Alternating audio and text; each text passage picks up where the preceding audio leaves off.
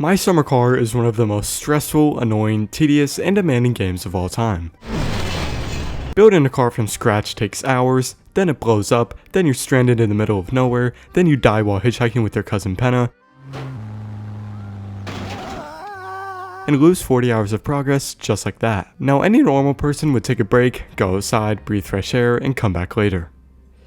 I am not a normal person. I decided to make this already demanding game even more difficult. Due to acts of arson, I no longer have a house and reside at the landfill. I don't have any food because I'm a fucking fat ass and ate it all, and I have no money because I lost it all gambling at the pub, just like your dad. Our beloved, most reliable, most incredible Satsuma, it doesn't exactly work right now either. It's old, rusty, and disassembled, leaving us with our only alternative, the tractor.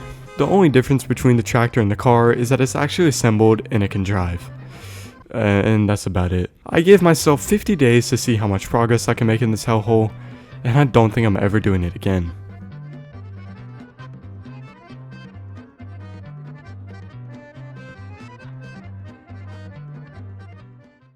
As I do with every run in my summer car, I start on my mother's stomach. I give myself a funky name. Dumpweed? No. Huge ass? No. Huge anus. And enable permadeath, meaning that I get one singular solitary life. This definitely won't be the worst decision I've ever made, resulting in a downward spiral into my insane. Day 1, the first day of 50. Now what exactly is the plan? Well, all the car's engine parts are at the end of their lifespan, meaning that even if I did build the car, it would explode as soon as I started it. We can't use a phone either to deliver hard and long firewood to the firewood guy, or to suck poop out of holes. So what do? We don't have money to buy kill you supplies either, leaving us with only one option. Killing ourselves. No, we're not doing that. Instead, we're going to haul a bunch of wrecked cars. Yep, these things. There's 4 of them around the map to collect, resulting in a total of 10,900 smart... to be earned for towing them to Futari, the mechanic. So, after enjoying the sunrise, I got started on exactly that.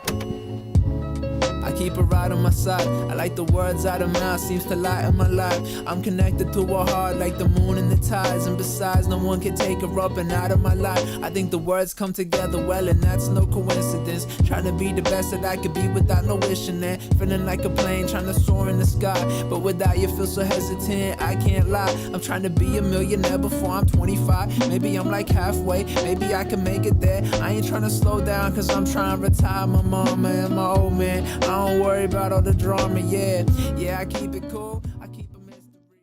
Arriving at Futari's, I dropped off one of the cars and went inside to collect the money. Oh my god, fourth, holy shit. Now that we had 1,500 more marks than what we usually start with, I made a quick pit stop at the mansion to grab the wheels and bought some new tires to be put on them, and I swear to god, if somebody says to get the GT rims instead, After that, I proceeded as normal, heading to Tamo's, filling the jerry can, buying a shit ton of food and car supplies, and headed back home when I noticed yet another voiture indésirable. Yes, I speak French. Seeing as this was literally free money to be collected, I hooked up the car to my tractor and headed to Futari's, where I dropped it off and collected my money. With 4,000 marks now in my pocket, I had 2 courses of action I could take. Save up money to rebuild the Satsuma's engine, or save up money to buy an apartment in town. The apartment in town costs 20,000 marks, but the engine costs only 7,000. But the apartment has a phone. This phone is our key to freedom. With it, we can make money so much faster than if we didn't have one. With that in mind, I now set out to save up enough money for an apartment, which was going to take an absolutely agonizing amount of time, but it's well worth it in my opinion. I headed back into town again, seeing whatever this thing is, I don't know what you want to call it, and drove the boat to the cottage to collect the kill you bucket and to put the fish trap in the water, while also capturing this beautiful screenshot. Simply lovely, that's what they call it. Heading home, I started a fresh batch of kill you and went to sleep on a piss-ridden couch, ending a productive first day without a home. Wait, I didn't go to sleep. That's right, there's still a deed that needs to be done. I hopped in the tractor and headed onto the highway for a late night drive, turning into Perry RV, where I would have a few beers and wait until Tamo leaves to launch my master plan.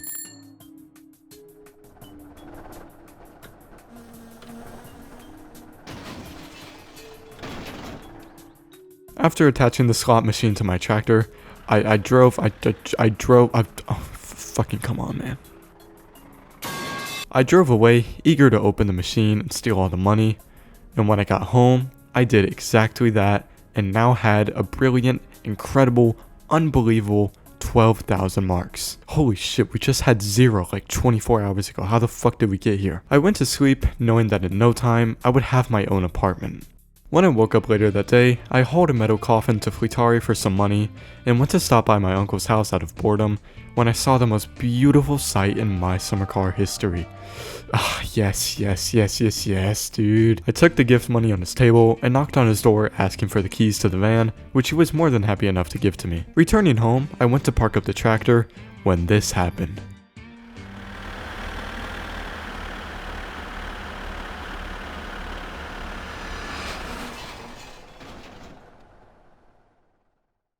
Yup. Some evil spirit possessed my Satsuma, causing it to teleport underneath my tractor and break in the windshield. Yup, not too crazy of a thing to happen in Finland. I mean, this is just average Alaveyeskian antics, you know what I mean? At first, I thought it was my fault, but replaying the footage, I realized that it was nowhere near my fault.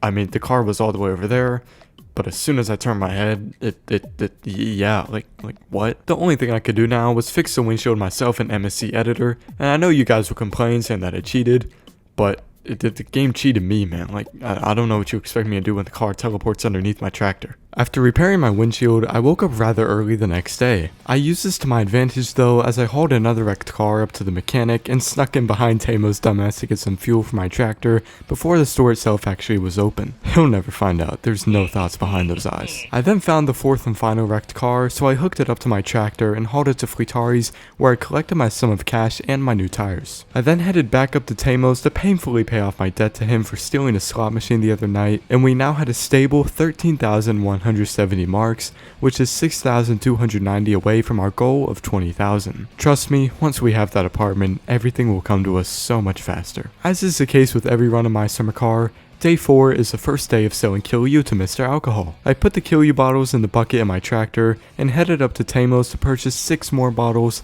and then headed on my way to make some money.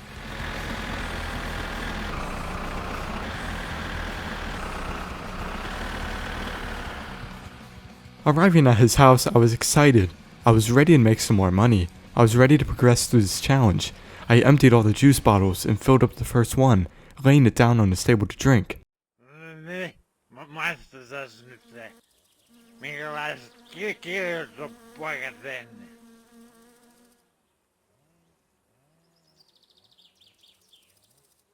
Awesome, he loves it. I fill up the rest of the bottles and put the lid back on the bucket, tightly sealing the rest of the Kill You shut. I put more bottles on the table, waiting to collect my wait, what?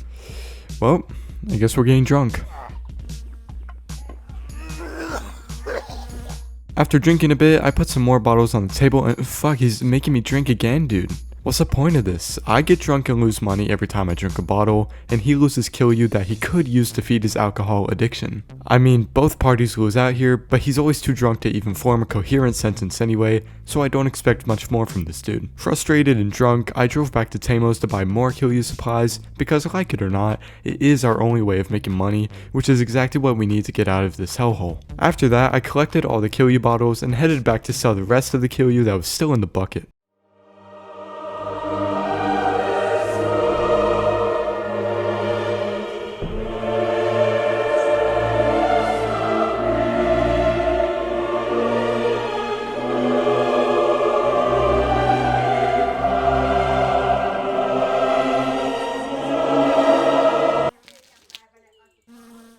Oh fucking come on, dude. Great, now the physics fucking acted up and spilled the rest of the Kill You, which means I can't sell it, which means I have to wait to make a whole other bucket of Kill You, which is going to take even more time to do. Fuck.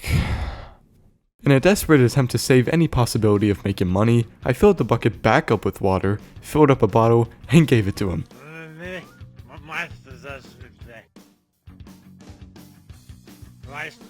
Oh, thanks, Mr. fucking Alcohol. You always know how to make me feel better, you fucking piece of shit. I went to Uncle's house again to take the van and park it up next to my old house in an attempt to progress the storyline, because that van would be a million times better than this rickety old tractor. Defeated and exhausted, I then returned home, started up a fresh batch of hell, and went to sleep.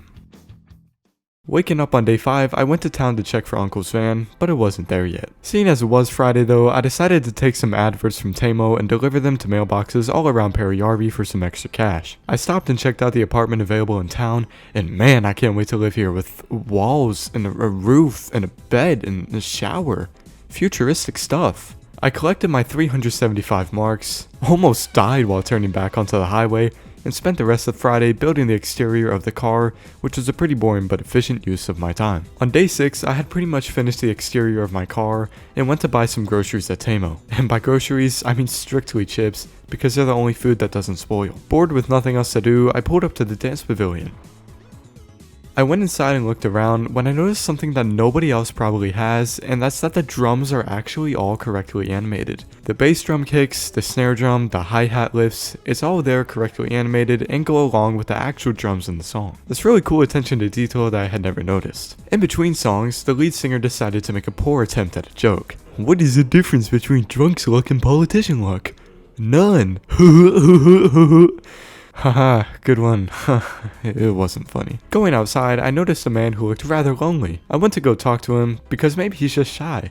But he just fucking punched me instead. I got back up and started throwing hands because I'm not a fucking wimp. I tell you, I was throwing combos on this man. His hat was flying off, and I even hit a 360 spin on his ass. Multiple times too. A few punches later, I knocked his glasses off of his stupid ass face and landed one final punch, knocking him out cold. I took his watch, put him in somebody else's car, shut the door, waved goodbye, and drove off. What a fucking loser, haha. Looking back on it, I should have shoved his body down a sewage well, but his fat ass probably wouldn't have fit anyway. Alright, we're pretty far into the video right now. If you still don't understand what's going on, I'm sorry, but you're fucking stupid. I'll explain anyways though. So far we've delivered all the wrecked cars, gotten the tires for the Satsuma, and have been painfully making money by selling Kilyu. We've got the watch from Mr. Meanie Pants and are 4,994 marks away from being able to purchase the apartment in town. Once we get the apartment, we can start doing sewage jobs and delivering firewood to make more money, which we can use to rebuild the Satsuma's engine, and then compete in the rally. There, you're all caught up. Now back to the video. On day 7, it was time to sell Kilyu again. I had gotten over the dread of having to get drunk while doing so, and had realized that I was just going to have to thug it out. It's our only choice. I had a cigarette and peed in my mouth before leaving, and headed on the road to Mr. Alcohol's house. Today it was Sunday, meaning that the rally was going on that weekend. Keep that in mind. Arriving at his house, I carefully made sure not to spill the Kilyu this time, and illegally sold him some Kilyu while also getting drunk, but hey, I'm not too picky about where my money comes from. Now comically under the influence, I made my way back to the landfill, but remember, the rally is still going on, and that means things like this can happen.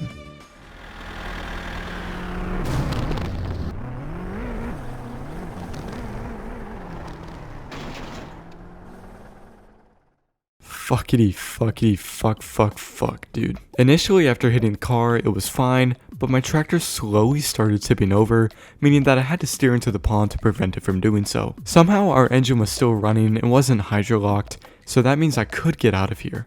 I just have to find out how. I don't know how I didn't get stuck in the water, but hey, I'm not complaining. I returned to the landfill to pick up the Kilyu bottles again, and headed back to Mr. Alcohol's house to sell the rest of it, leaving me with a nice 17.5k, and that was day 7. On day 8, I woke up with a bit of a hangover and topped up the car's fluids, and headed to town where I saw that Uncle had finally lost his license, and the van was ours to keep. I transferred all my items into it and headed onto the dirt road where I finally was able to drive faster than 40 kilometers an hour.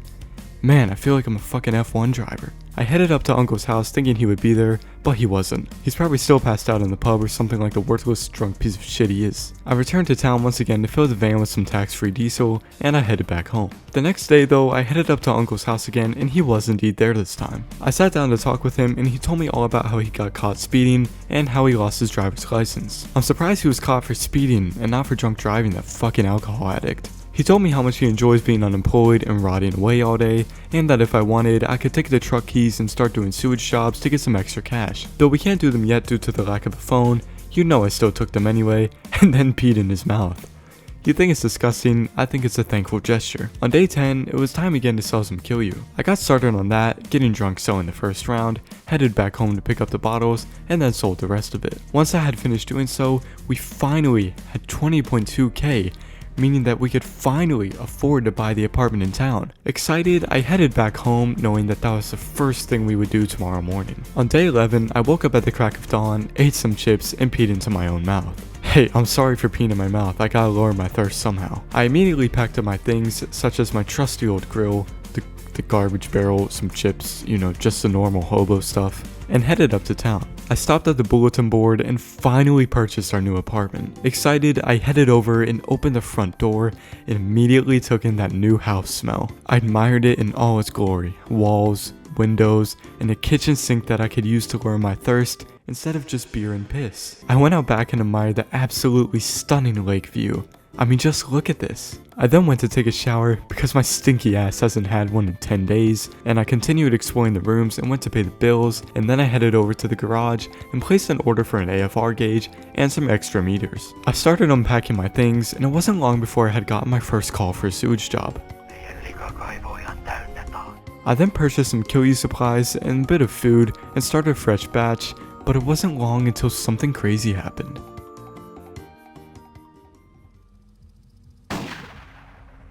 Great, now the neighborhood has fucking active shooters. Curious, I went outside to check on the noise when I saw that it wasn't an active shooter, but more so an angry groundskeeper. Yanni and Petri were drifting around the track, which was pissing him off, and he resorted to trying to shoot them instead of talking it out. I took this opportunity to try and get this dude run over. Every time they went around the track, they came so close to hitting him, so I did everything in my power to try and make it happen, and eventually, he got absolutely obliterated. Holy shit, dude. Petri then started trying to run over little kids playing football, so I just fled the scene before I lost my own life. I took the tractor back to the landfill to pick up the new trailer, and headed back to our new home where I chopped up a flatbed load of firewoods to end the day.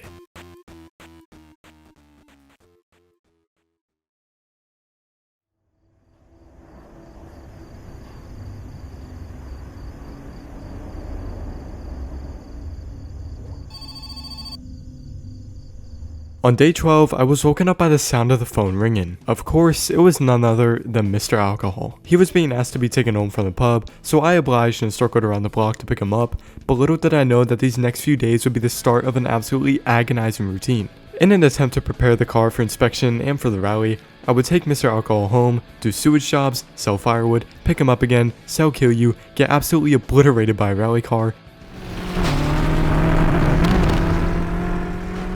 hit a moose, make a new post order, sell even more Kilyu, until I finally had enough money to buy a new engine on day 15. Wait, hold on, I have to take this opportunity. Day 15! Give it up for day 15! I bought all of the new parts for the very low sum of 7,084 marks, and headed back to the landfill to finally build the Satsuma's engine, which didn't take too long. Putting the engine in the car was the actual task itself. Usually one would put a beer case inside the empty engine bay and then put the engine on top of it. Unbeknownst to me at the time, an empty beer case would not suffice, so I kept trying and failing, ripping off my hood, then my bumper, using all the items I had available to me, before I just eventually gave up. The next morning though, I headed to Tamos to buy a new beer case, and what do you know, it did the trick. With the new engine now in the car, I wired it up, got insanely drunk, and pissed in the radiator as a substitute for coolant.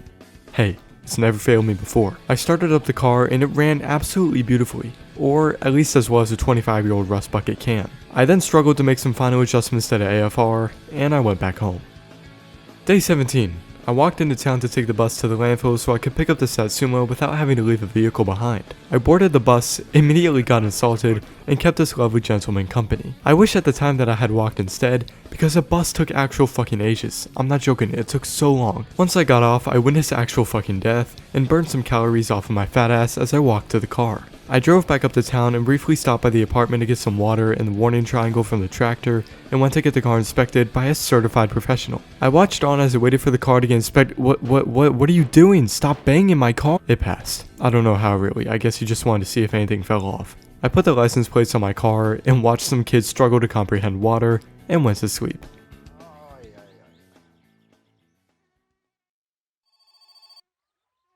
Oh, fucking come on, dude. And just like that, we were back in the routine. Take Mr. Alcohol home, do sewage jobs, take him home again. Wait, what? Millionaire?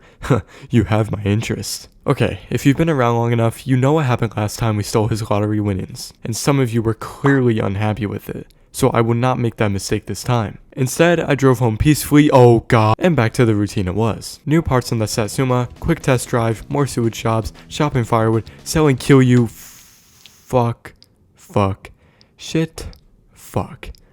It fucking happened again. You know what? Screw this kill you bullshit. I'm never selling any of that again. Take the bucket, take the lid. You know what? I'm gonna piss in your mouth too. I'm never doing you a favor again, you fucking son of a bitch.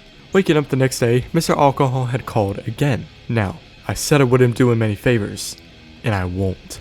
I picked him up and drove him to the train tracks, waiting patiently. The moment I saw lights in the distance, I cracked a warm one to enjoy the moment. Bye bye, you drunk son of a bitch. Oh god, oh, it was just a dream. It was just a dream. Oh, thank goodness. After that, it was back to the routine of trying to get money for new car parts. Firewood, sewage shops, ordering new tires, witnessing a drunk man die in a car accident, and pulled up to Mr. Alcohol's house when I saw... Wait, what? He's moving out? Wow, I didn't think he had it in him. He's honestly gained some respect for that. I suppose I'll help out. I started loading my van, maybe a little too full, and got him inside. I drove to the apartments in town where I realized that I was going to have a new next door neighbor. I unpacked all his things into his new house as he watched and made multiple trips back and forth, stuffing my van as full as possible before I finally laid down the final piece of furniture in his beautifully decorated apartment, taking my payment of 5,700 marks. Not bad, not bad. Oh no, not kill you, no, not again. On day 25, I picked up my new tires in post order from Tamos and got to work on old not so reliable. I swapped out the old tires for the rally tires, but couldn't put the racing bucket seats in just yet due to the lack of a roll cage. I painted the car yellow and boy, it was looking ugly as hell, what the fuck? Feeling confident, I went to go race around with the Amos boys to truly test my speed, and as we headed onto the highway, I was confidently gapping both of them, but as he started to catch up to me, he started, wiggling? It was really slowing him down, so Pedery started catching up instead, but then he just fucking died. Holy shit, dude. Yanni caught up again and passed me, so now I had to go full throttle because my little Amos racer ego couldn't be shattered like that. I was chasing him, but just couldn't catch up. And to rub salt in the wound, my rally tires gave out on the asphalt, sending me to the other side of the road where I would lose control and flip my car multiple times.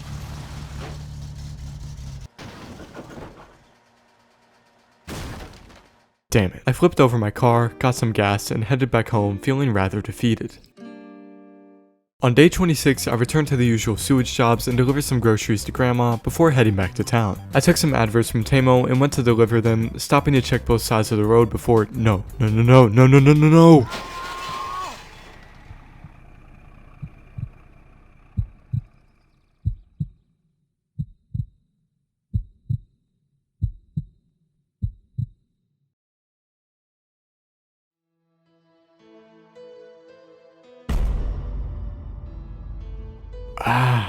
Where am I? Welcome to heaven, my friend. What brings you here today? I was hit by a bus driver a few seconds ago, and now I'm here. I see. So you are looking to get into heaven? Yeah, I am. Am I really dead? Yes. You can't revive me? No, I cannot. Okay, so do I get to go to heaven? Let's think about it. I see. Ah, okay. Well, Mr. Eugenus, after careful consideration, it is clear that you are going to hell.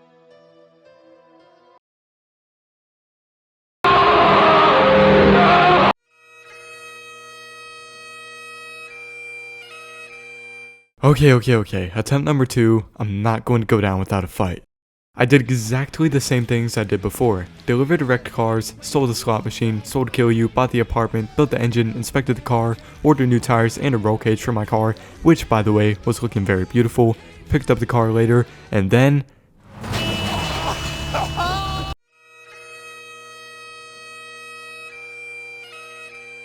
I died again!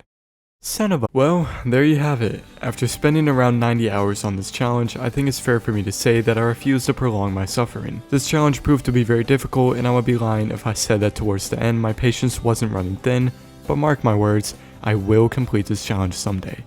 Stick around if you want to see more.